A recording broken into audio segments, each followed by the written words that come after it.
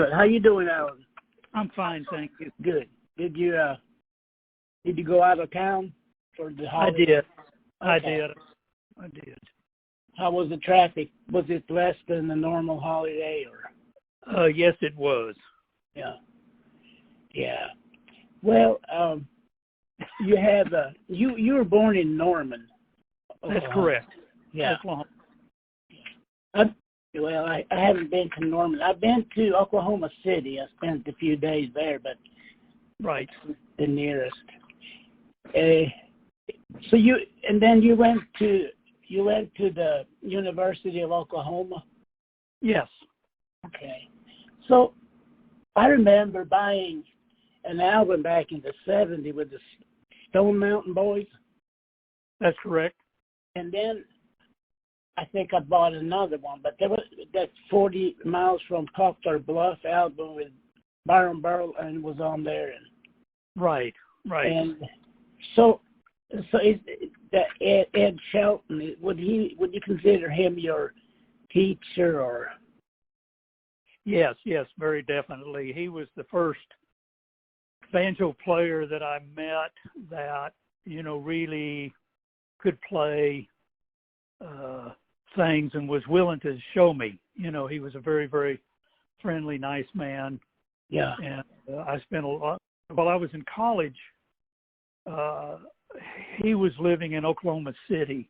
And whenever I could, I would get up there and spend the weekend with him. And eventually he moved back. He's from the Dallas area. Okay. To Dallas, and I would take the bus, then I would go get on the bus because I didn't have a car. Yeah. College, and would take the bus down to Dallas and visit with Eddie and that whole Mitchel land. Good mandolin player. Yeah, he was the mandolin player and singer in that group, and Tootie Williams, who was the bass player. Okay. And so I would stay with them, and we'd play music all weekend, and then they'd put me on the bus and send me back up to Norman. It's about 200 miles roughly. Okay. Yeah. Well, I tell you, those friendship or relations you build with with musicians, they're very special. Oh, definitely. Oh gosh, yeah. I know you have many friends like that. But for me, living over here, I don't go to Sweden particularly often. There'd be 2-3 years, or. But then I see people I've known all my life and played music with, and it's like we've never been apart. It's right. Oh, yeah. Music, and I'm sure there are lots of things in people's lives that bring them together in ways like that, but music is certainly a really great way to do that. Yeah. So you've stayed in touch with, going back to the early days there. So did you over the years stay in touch with the Stone Mountain Boys or Ed Shelton? I sure did. Eddie died in December of 1999. Okay. And I was always in touch with him. In fact, as I saw him just a day or two before he died. Oh, okay. And Mitchel Land, I talked to him on the phone from time to time, and also brother Lewis Land, who also, he didn't record with the Stone Mountain Boys, but he was there, as a guitar player, singer. Yeah. When those other people left. Yeah. Did they ever have a regular fiddle player? No. It was Byron. Was just sat in with them when he could, and but then when he went to California, it was much less. Right. Well, so you and Byron, you go back a long way. Where did y'all meet? Well, I started at the University of Oklahoma in 1964. And Byron is 2 years older than I am. Okay. So he was there for my first 2 years. So 64, 65, and he went into till he left and went with Bill Monroe. Oh, that's and right. And then was drafted and went into the Army. He had been to Monroe's boot camp already, so he could probably handle anything. Right. Right. Yeah. No, but so did you just run into him on campus, or did they have some kind of bluegrass jam? Or?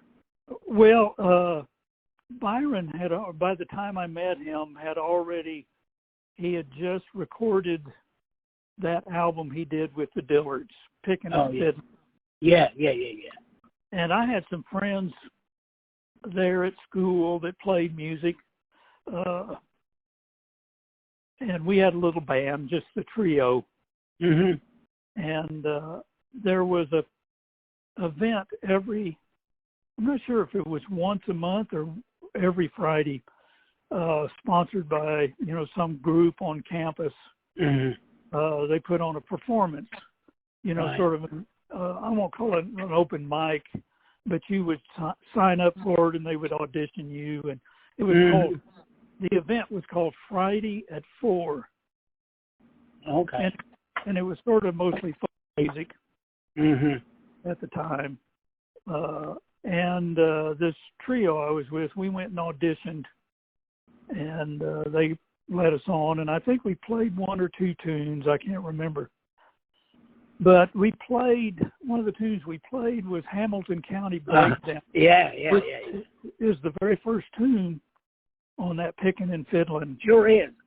album. Well, for some, Byron was well aware of that event. And so he just sort of stuck his head in the door and at this auditorium and heard us do it and sort of introduced himself.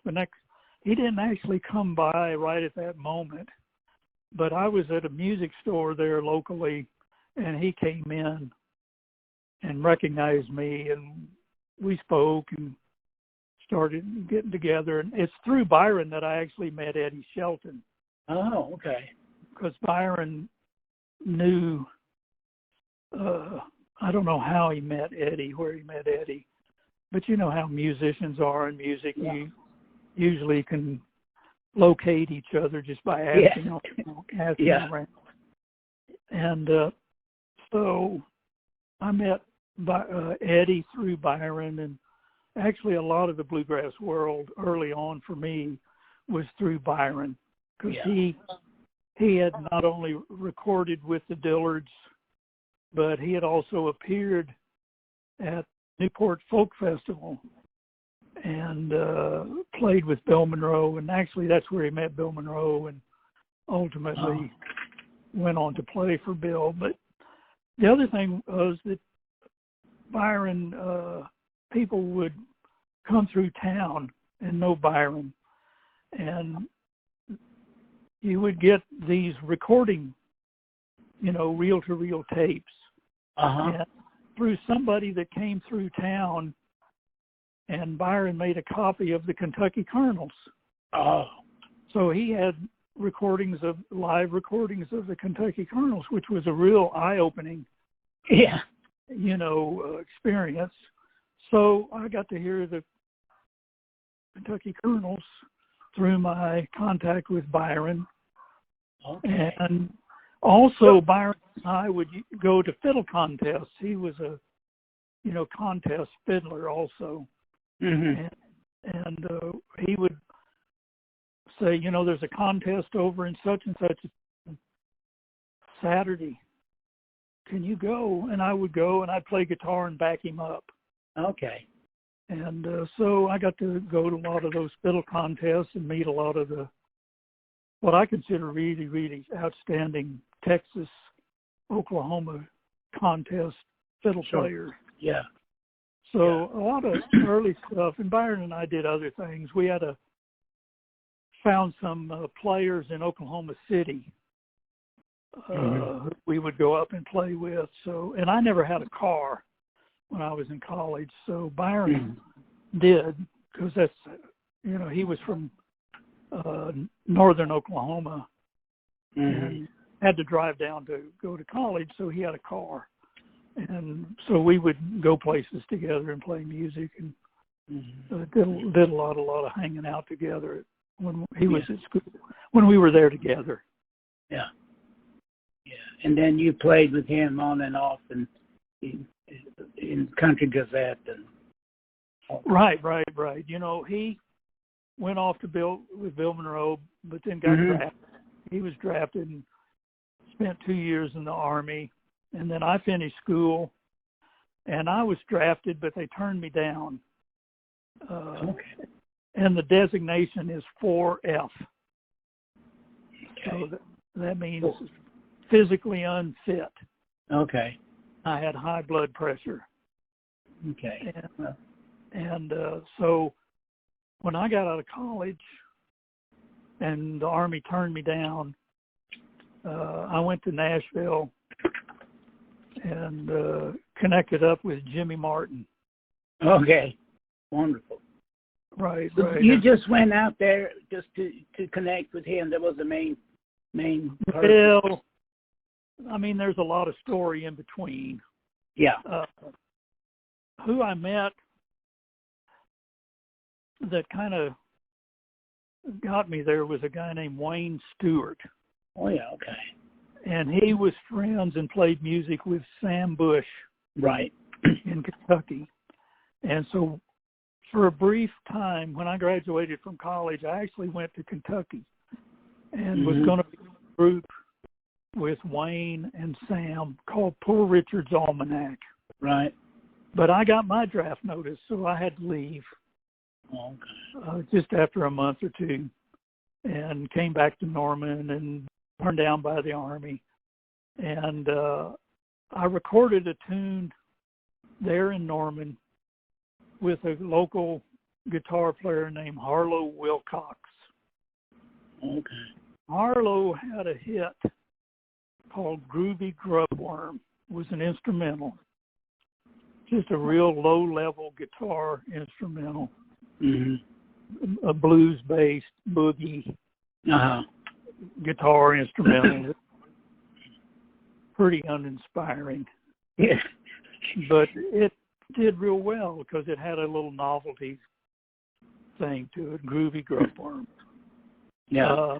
So these Harlow Wilcox and his bunch were going to go to Nashville for the DJ convention in 1969. Since I had recorded with them, I bummed a ride there to Nashville. And my purpose for going was to connect up with Wayne Stewart and Sam Bush. Okay. Just to visit and play music and whatnot. Because in Nashville during the DJ convention, somebody, and I believe it was Tut Taylor, if you know that name. Yeah, sure. The dobro player. Yeah.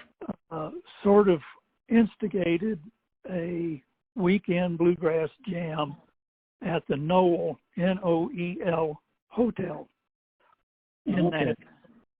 And he either rented a suite of rooms or whatever, I don't know. But it was just jam session all weekend. Wow. And so my friends dropped me off there, and I connected with Sam and Wayne, and we basically played music all weekend. Yeah. And met, actually we played a great deal with Vassar Clements. And because he was there, and some others whose names I don't remember. While I'm there, I run into a banjo player named Al Osteen. And Al, that's it, South Carolina. Yeah. And Al I had met at a festival. Well, he told me that Chris Warner was leaving Jimmy Martin, and if I was interested in a job, I should talk to Jimmy, and he was going to come up. Jimmy was going to come up to this hotel and look around, and Al said, "I'll introduce you to him." So Al introduced me to Jimmy Martin and said, if you're looking for a banjo player, this guy is a good banjo player. So I auditioned for Jimmy, and he said, well, if you get the job, you've got it. Okay. Be back next Wednesday. So I loaded up and went back to Norman with my friends that Harlow Wilcox. Went back to Norman and got my car and loaded it up. I had bought a car, loaded what little things I had, and I had $300 saved up. So I took off for Nashville and got there and connected up with Jimmy and stayed with him for a month or so, and then got my own place to live. But I worked for him for 2 years. From October of 1969 to October of 1971. And traveled and recorded. What recordings were you on? Well, I'd have to look to see their titles, but I'd Like to Be Seen Again and Know What I Know Now. Chattanooga Dog. We did several gospel songs. Lift Your Eyes to Jesus. It ended up on that gospel album. Right. Well, I'm on 4 or 5 of those. Okay. It's called, the gospel album that I'm on is called Singing All Day and Dinner on the Ground. And I played on that one, and there's one maybe called Lift Your Eyes to Jesus. I played a truck driving song that I can't remember the name of. Okay. He did a Hank Williams song, Homesick and Lonesome. Okay. And Between Fire and Water, I'm on that. And there's a few others.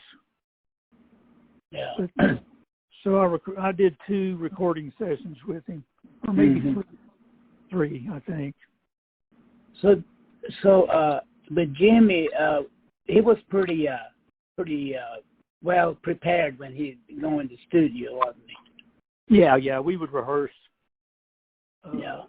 quite a bit, and he had real specific things he wanted, and as far as a banjo player, I did my best to do what he wanted. Well, obviously, considered the classic stuff. So Jimmy, you played the Bluegrass Festival circuit, I guess. Right. Did Jimmy play any other type of gigs than the festivals? Yeah. He played some what are called package shows. Where there would be many, maybe 8 or 10 different artists. Country artists. Right. And we would be a bluegrass section, and we'd have about 5 or 6 songs we would do. And so we played a number of those kinds of things. Not nearly as many as Jimmy wanted. He really wanted a bunch more, and worked very hard to try to get on them, but he just couldn't do it. And then we played a few club dates. We would pick up a club date, but a lot of festivals and these package shows. Yes. So, did you play the guitar? And did you ever play any guitar with Jimmy, like lead guitar or anything? No, never ever. No. No. Well, he did play some lead, or at least some drums and stuff like that. Oh yeah, no, he was a fine, yeah, really fine rhythm player, and yeah, could do a lot of runs and add a layer of excitement. Yeah. With his guitar runs and whatnot, and he could do some Carter family style right things, Jimmy Brown, the Newsboy, and Wildwood Flower, and yeah, that sort of picking. But he never ever was what you would call a lead guitar player. There's a song he recorded called "Milwaukee, Here I Come," mm-hmm. and it starts with some guitar picking, and that's him. Okay. Just a little guitar flourish at the beginning of the song. Yeah. So, Jimmy, you were with Jimmy for two years, and then so that's like 71, 72. Then you must have gone out west, because you all recorded a trailer in our midst around 72, wasn't it? That's correct. I left Jimmy in October of 1971 and drove out. This is kind of an awkward story, and I'll do my best to get it straight. When I was leaving Jimmy, I called Byron, or I wrote him. I can't remember. This is back in the day. Yeah. Before emails and cell phones. Yeah. So I probably wrote him a letter and said I was leaving Jimmy. If there's I'd love to come to California and play music. If there's any openings you hear about, let me know. Well, mm-hmm. he must have called or wrote and told me to call. But he and Roger Bush had been playing together with Doug Dillard in the Doug Dillard Expedition. Yeah. And Doug was kind of could be unreliable. Mm-hmm. And so Byron and Roger wanted to leave Doug, but they wanted to continue to play music in a group. Right. So they were going to get this group together, and Byron wrote and told me, would I be interested in being the banjo player? And I'm sure I called or wrote and said, yes, very much so. Yeah. And he said, well, come on out. Well, in the meantime, Byron and Roger had been touring with the Flying Burrito Brothers. Yes. And they had recorded an album called The Last of the Red Hot Burritos. Mm-hmm. And they played in the middle of their electric country rock show. They would pick up acoustic instruments and do a bluegrass set. Yeah. And so Byron and Roger were connected with the Burrito Brothers through that event. And then after that, the Burrito Brothers were going to break up because Chris Hillman and Al Perkins were going to go with Stephen Stills and a group called Manassas. That's right. And so they were leaving, and the Burrito Brothers were breaking up. Well, the manager of the Burrito Brothers is a guy named Eddie Tickner. Yeah. And Eddie had managed and booked this tour of Europe for early 1972, but now he didn't have a band.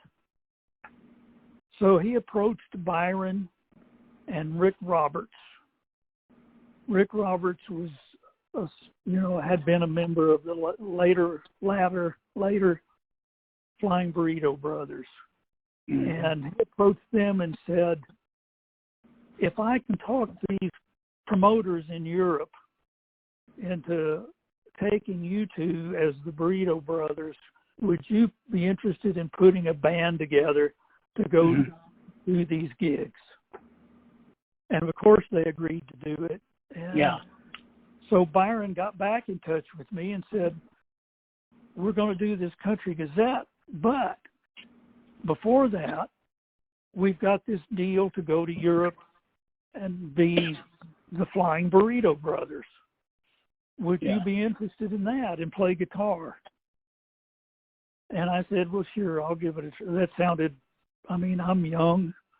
I'm 23 or so, and out of work and looking for something. So, sure, let's do that. Yeah. So Byron sent me a reel-to-reel tape of a live show of the Flying Burrito Brothers. Mm-hmm. And I just tried to get into that as much as I could, and as a guitarist.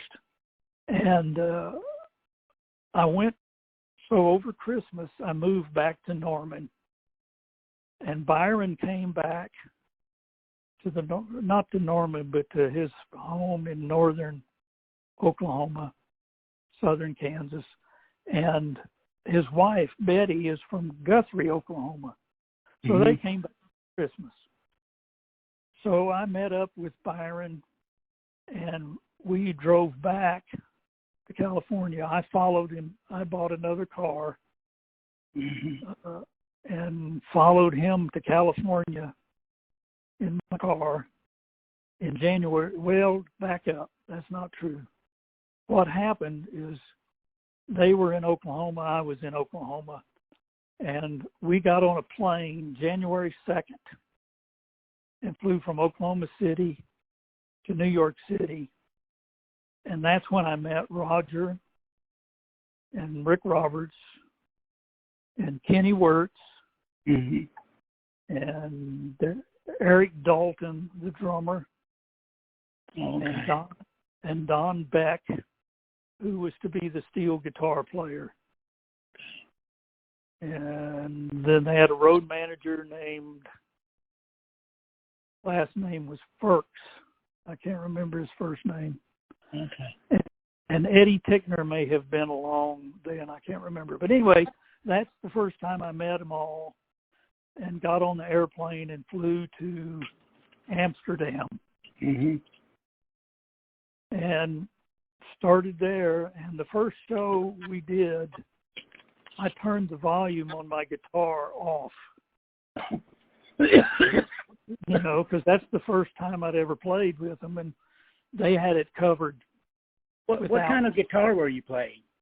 Well, I borrowed, Kenny Wirtz had a Fender Telecaster. Okay.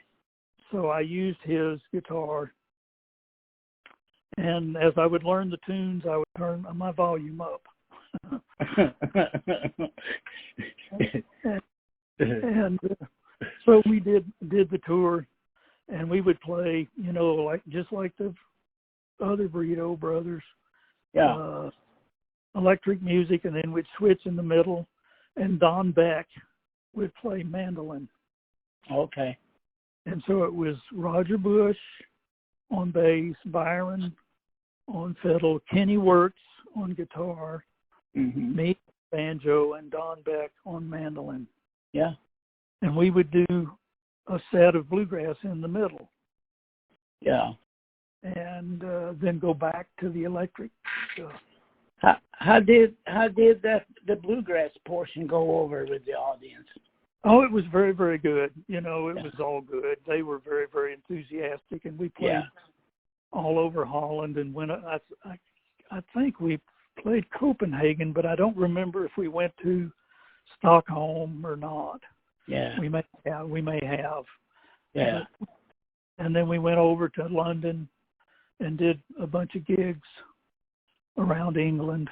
Yeah, and it was 2 weeks the whole trip. 2 weeks. And then we got back and actually had a gig or two in America on the way back. So we did that, and then Byron and I flew back to Oklahoma, got our cars, and I followed him and Betty out to California. Okay. You know, stayed with Byron for a couple of weeks, and then I got my own place. It was in L.A.? Yeah, it was that part of L.A. that was called North Hollywood. Okay.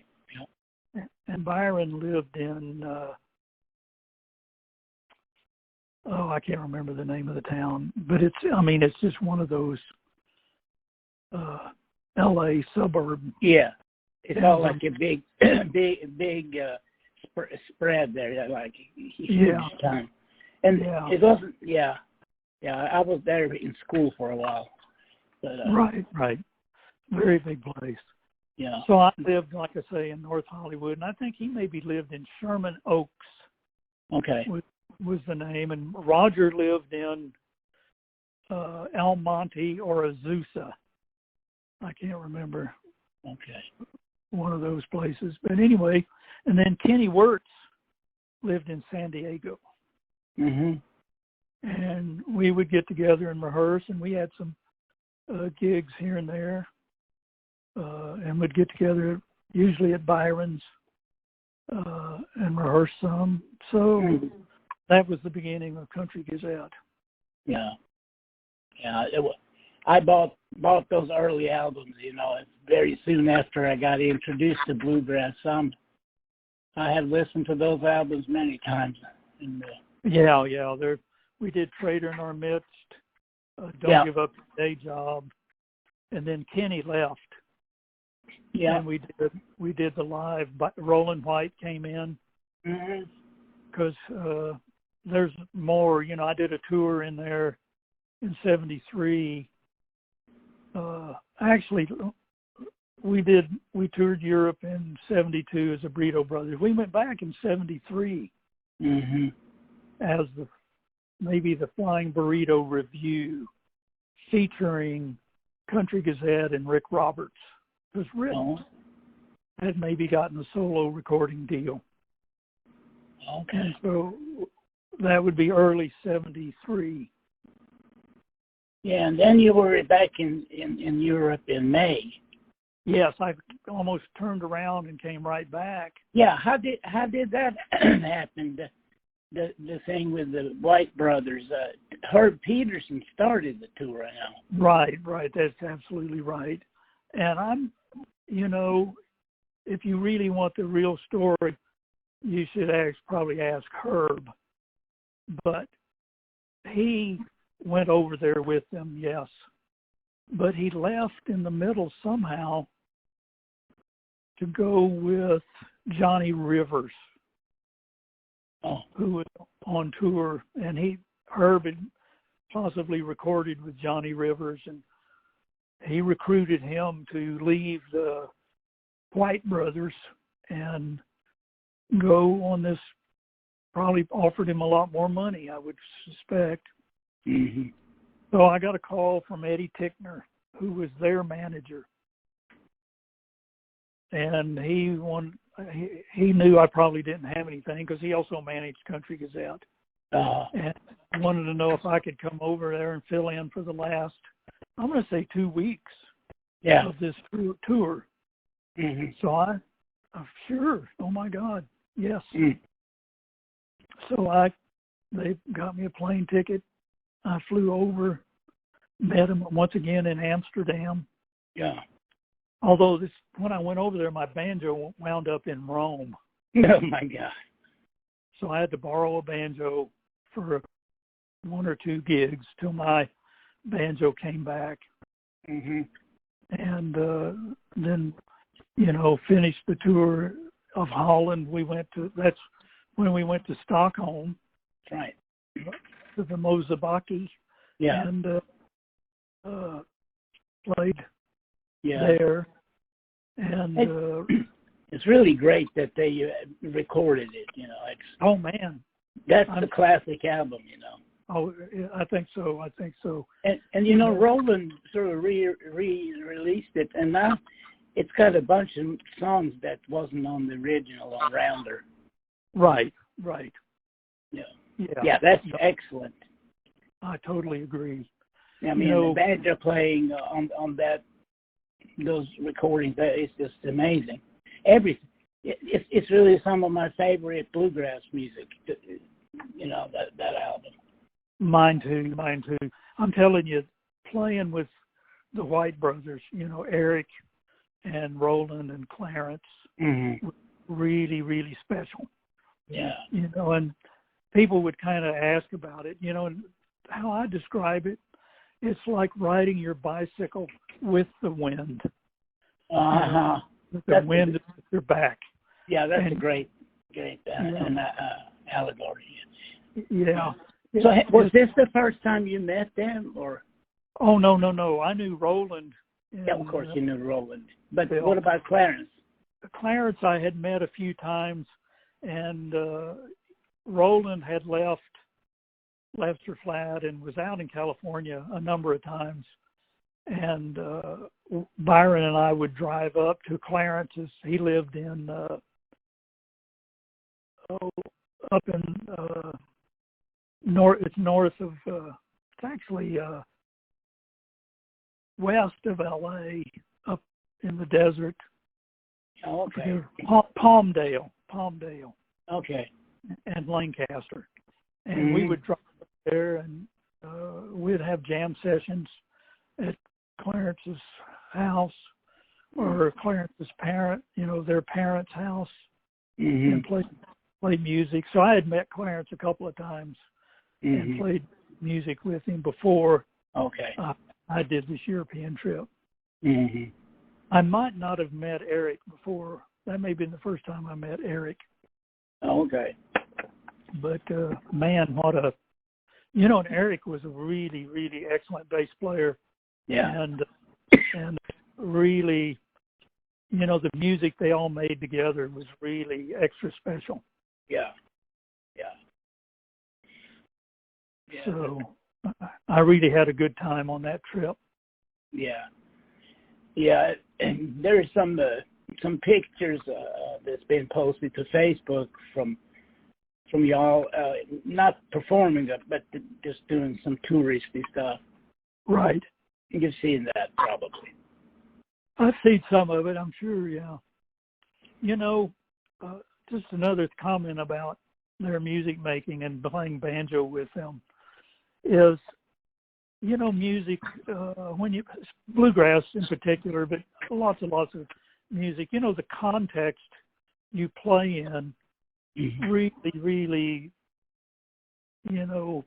influences the music you play personally. Yeah. And so the banjo style that I play, the Earl Scruggs bluegrass style, everything all of a sudden fit in really, really well. Yeah. All the rolls and the licks and the stuff, it all fit into their context really well. It made the banjo sound like it was supposed to. Yeah. So I was really lucky to be there. Yeah. So their sense of timing, I guess, was similar to Monroe's, I guess. I would guess. I never played with Bill Monroe, so I shouldn't say I never did, but I never did for any extended period of time. But so I can't really compare it. But it was just Clarence and Roland and Eric were really special. Yeah. So, and of course, Roland, you played with him for years too. Right. Well, almost immediately when we got back from that trip, we recorded some with Clarence. Clarence had a record deal, and I'm going to say it was with Atlantic Records, but I don't know. And who was producing him was Jim Dixon, who was the same guy that produced our Country Gazette records. And he'd done the Dillards before that. But anyway, almost immediately after that, I think it was July, Clarence was hit and killed. And so that was the end of lots of promising things, but anyway, that's when Roland became available. And Kenny Wirtz left, so Roland stepped in and played guitar. And he played some guitar breaks too, I remember. Sure did. Yeah, very much so. He did. Yeah, it sounded really good. I remember the first time I saw you perform was on TV in Sweden, and it was in '75, I believe. And Roland was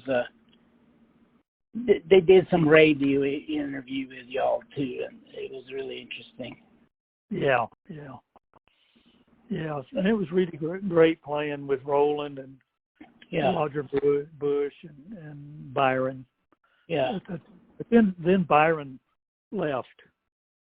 And right. We recorded an album in late 1974. And then the live album. Yeah, live. It was at McCabe's. Live at McCabe's. Yeah, we recorded it at McCabe's, but it wasn't called Live at McCabe's. It was just called Live. Oh yeah, okay. And so that was late 74, and then early 75, Byron left, and maybe even before the album came out. I'm not certain.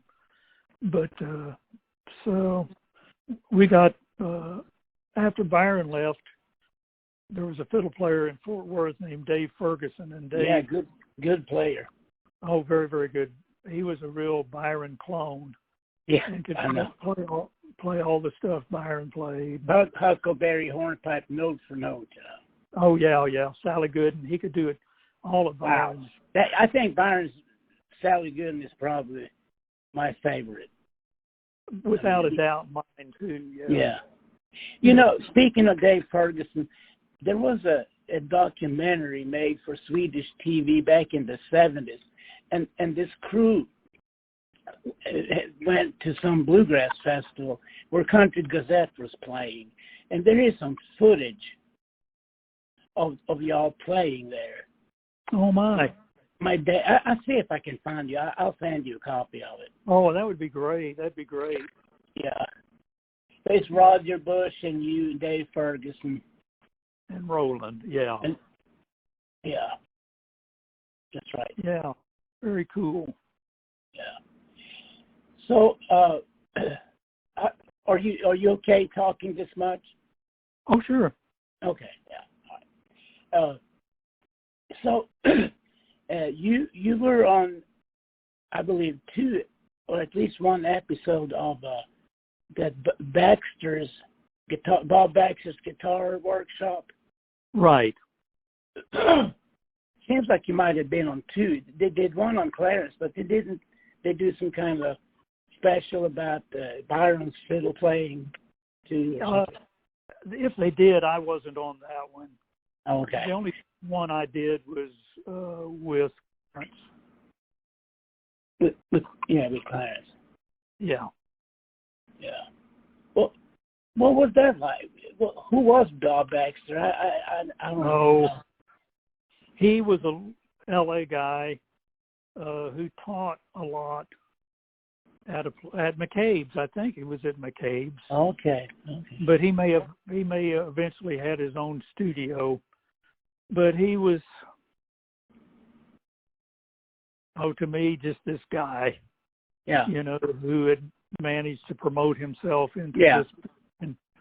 And he, I think the local maybe PBS station, or I'm not even sure who did it, but he had a series of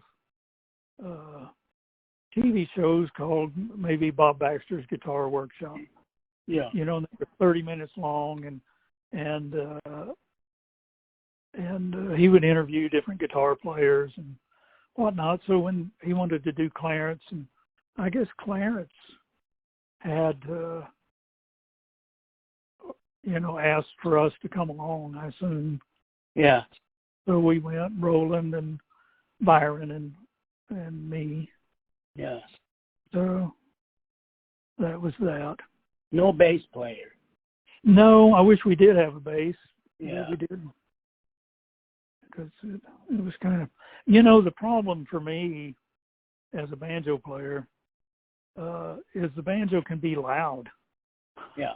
In comparison with the guitar and the rest of the music. And you get into a studio where it's everything is really clear. Mm-hmm. And to me, I kept playing and I felt like, man, I'm just way louder than everybody. Yeah. And so I kept trying to tone it down, but it's hard to play those tempos Right. lightly. Yeah, it's really difficult. It was for me. So that's what I remember about that, is kind of, trying to not, this is Clarence's show, not mine. Yeah. So Yeah. but anyway, that's one thing I remember about it. Yeah. So you had a long career teaching at South Plains College. Yeah. I lived, like I say, in L.A. and Country Gazette. Kenny Wirtz had left, Byron left, ultimately Roger left. Mm-hmm. And so I was the only one out in California, and Roland still lived in Nashville. Uh-huh. And so, I wanted to get married. I had met a girl that I liked a lot, and she lived in Austin, Texas. So I moved to Austin initially, and then she and I moved up to Norman, Oklahoma, which is where I was from. And so that put me a little closer to Roland, and we recruited a couple of guys from Fort Worth area, CArr and Mike Anderson. And it sort of changed the sound of the group, but they were really, really good. Yeah. What was Mike's last name? I kind of missed that. Mike Anderson. Okay, Mike Anderson. Right. Mike. I remember CArr very well. Yeah, Joe was great. Yeah. And really good singer, guitar player, played mandolin real well, really good MC guy. And so with Mike and Joe and Roland and I, we continued on and recorded with what was called the Ridge Runner label in Fort Worth. Oh, yeah. And recorded several albums there. I recorded several instrumental albums, a Ridge Runner, and we also recorded for Flying Fish. Flying Fish, that's right. Right. And, over time, Mike left, and we got a bass player named Bill Smith from North Carolina. And, from Virginia. Okay. He's from Norfolk, Virginia. Okay. And then he left, and boy, it's hard to remember. Billy Joe Foster, who was from Oklahoma, really great talent. Yes. Went on to be with Ricky Skaggs and Bill Monroe, and with the Osborne brothers. And then Joe left. He passed away. Yeah, he did. Maybe 3 or 4 years ago. Yeah, very good. He did. Fairly young, maybe just 50. Yeah. Or so. He had been very sick. Yeah. And Gene Wooten joined us on the dobro. He was really excellent. Yeah, Gene is from near Raleigh, around Lewisburg, I think, North Carolina. Right, he was a North Carolina lad. Yeah. And he did a great job. He and Billy Joe and Roland and I were the group at that time. Yeah. And anyway, we went along, and then it just got difficult to keep a group together. And so I had an opportunity, and I had a wife and a child, and had an opportunity to go teach at this college in West Texas that had a country and bluegrass music program. Uh-huh. So I left. I went out there in 1986. Mm-hmm. And spent 20 years there teaching. Very fine. CArr was already there. Joe had left when he left Country Gazette. Ultimately, he winded up at South Plains College in Levelland, Texas, and that's where I went. I went there too. So the bluegrass or curriculum. When was that started? Do you remember? Yes, it was already going by the time I got there. A gentleman named Jan Johansson, Hartin, had started the program in '75, I think. So it had already been going for several years by the time I got there. Yeah. But he was a real entrepreneurial sort of leader. Yeah. Yeah. And even though it was a public school, he really promoted it and worked hard at getting it built up. And he did a really great job and made an opportunity for a lot of the musicians who wound up on the faculty there. Yeah. So, and I spent 20 years there. So, did you study music in college? No, my degree in college it's called a Bachelor of Science in Education. Okay. And I had sort of trained to be a secondary school social studies teacher. Oh, okay. You know, geography and civics and history and such. Yeah. So what did you teach there? Banjo, obviously. Yeah, I taught banjo, and then we had bluegrass ensembles and a history of bluegrass music course. So that's what I taught, and some guitar. I taught guitar some. Yeah. Well, so let's see now. You and Sam recorded the 1969 album. Yeah. Well, that was when I graduated. Yeah, I graduated from college, and I went to Kentucky with Wayne Stewart and Sam, with the intention of having a group. But I got drafted. But before I went back, we set up just a real whatever is available, reel-to-reel machine, and recorded some tunes, mostly as a keepsake. You know, just here's what we did. Yeah. And through Wayne knew a guy named Lonnie Pierce, who was went on to be the Bluegrass Alliance. That's right. And he had connections with this record label in Idaho that put out fiddle players. And so they put it out. It's called Poor Richard's Almanac. Yeah, that's some fine music. Well, yeah. You know, and it's Sam Bush's first recording. Yeah. You know, and I think I'm going to say he was 16. Yeah. You know, the tunes, there's such beautiful tunes on there. Yeah. I agree. So you went back and recorded again, together again for the first time. Right. That would be probably in I'm going to say 78. Yeah. 79. And, or maybe even earlier than that, maybe 75 or 76.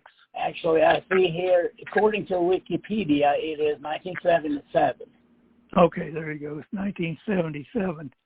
But if you remember different, we have to correct them, you know. No, I don't. I would look at the album and see what the album says. Right. Yeah. But that's close enough for me.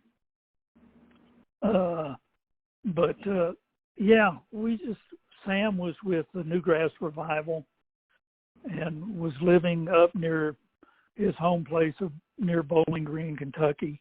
Right.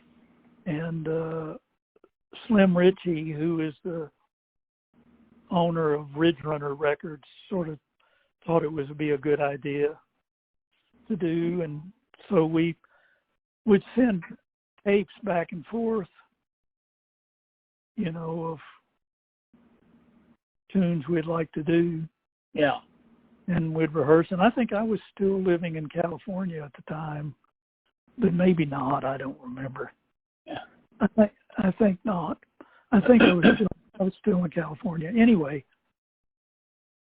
went down to Austin, Texas, and got my girlfriend at the time, my wife to be, Ann Solomon, and we drove up to Fort Worth and got Slim and Richie of Ridge Runner and drove to Nashville. And it was in December, I believe, of whatever year that was. And we recorded. We would go up to Sam's near Bowling Green, Kentucky, which is maybe 60 miles or so from Nashville. And we would rehearse the tunes, and then we would drive down to Nashville and record them. And I don't remember maybe what we would do, but it seemed like we just rehearsed 2 or 3 tunes, and then we would record those 2 or 3. And then we would rehearse 2 or 3 more tunes, and then record them. And so I think that's my sense of how we did it. Yeah. And, you know, man, it's hard to remember that far back. But and we may have actually rehearsed during the day 3 tunes and then recorded that evening, and then did the same thing for 3 days, you know, till we got, you know, 12 or 13 tunes, whatever it is, recorded. And it turned out really well. It's a really excellent recording, I think. Oh, yeah, absolutely. As far as the current situation, you got a band now, or? No, I don't.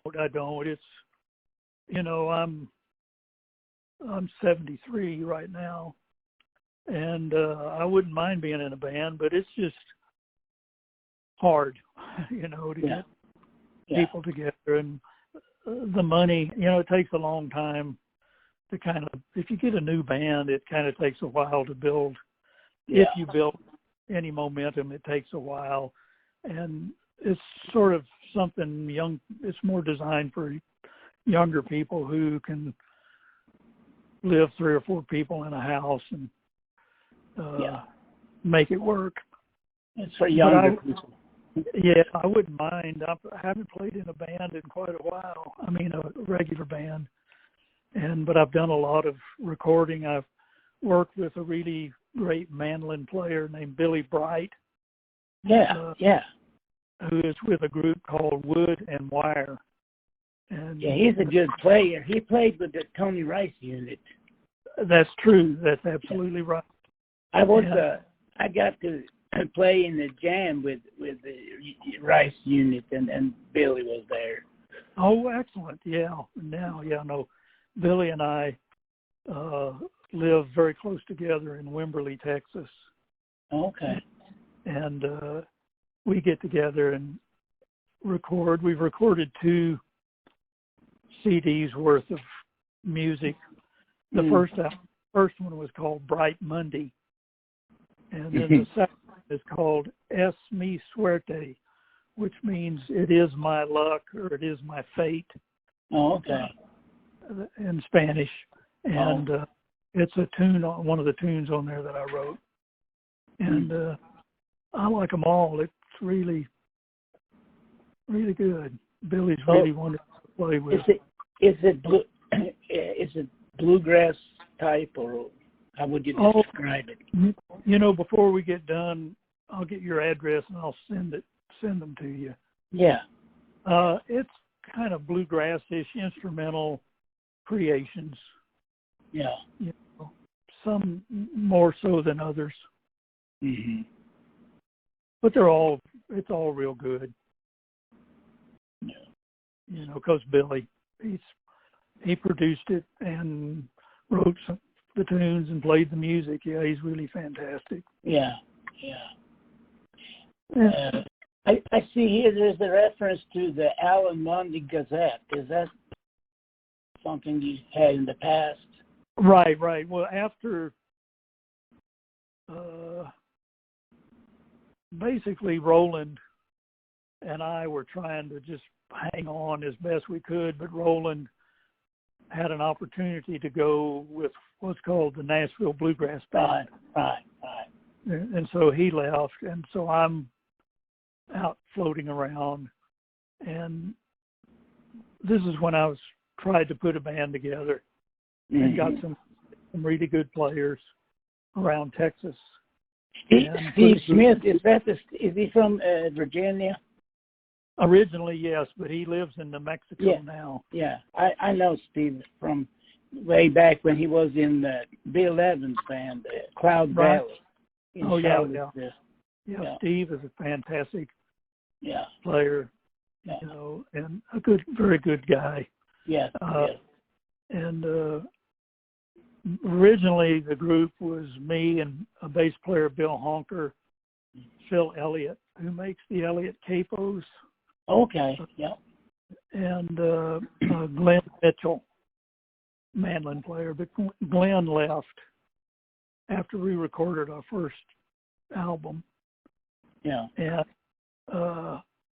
that's when Steve Smith came in, and then Phil left, and a really great singer-songwriter named Elliot Rogers came in, and we recorded a second one called Made to Last.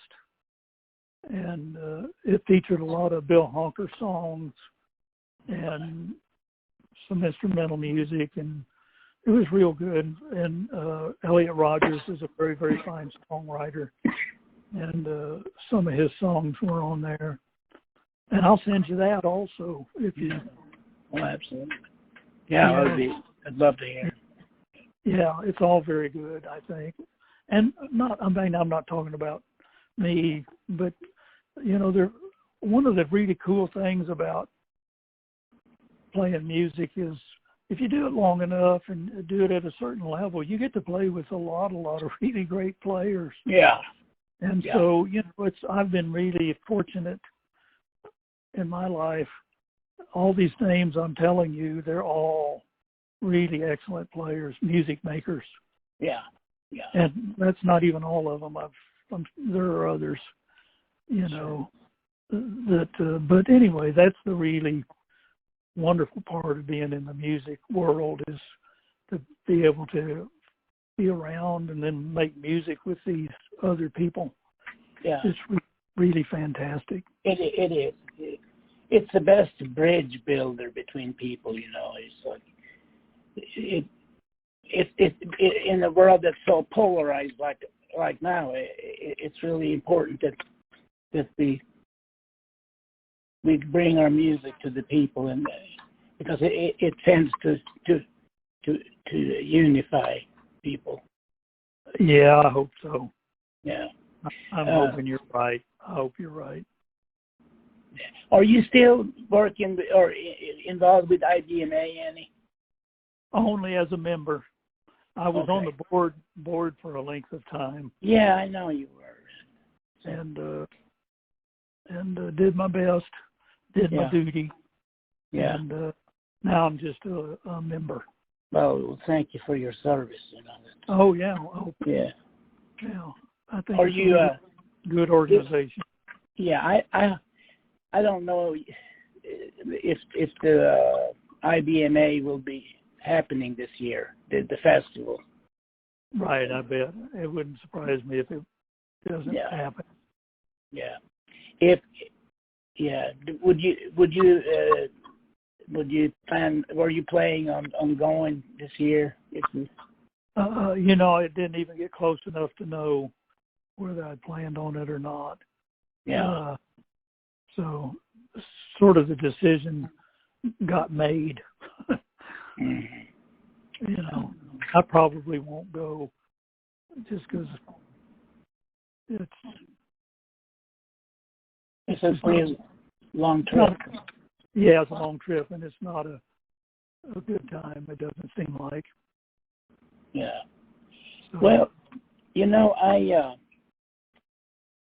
for me, I just go jam. I don't go to any of the events. I just jam with a bunch of young people and older people, and you know, it's just like taking speed or something. I don't sleep for several days, basically. Right. No, it's a really wonderful event. Yeah. Well, Alan,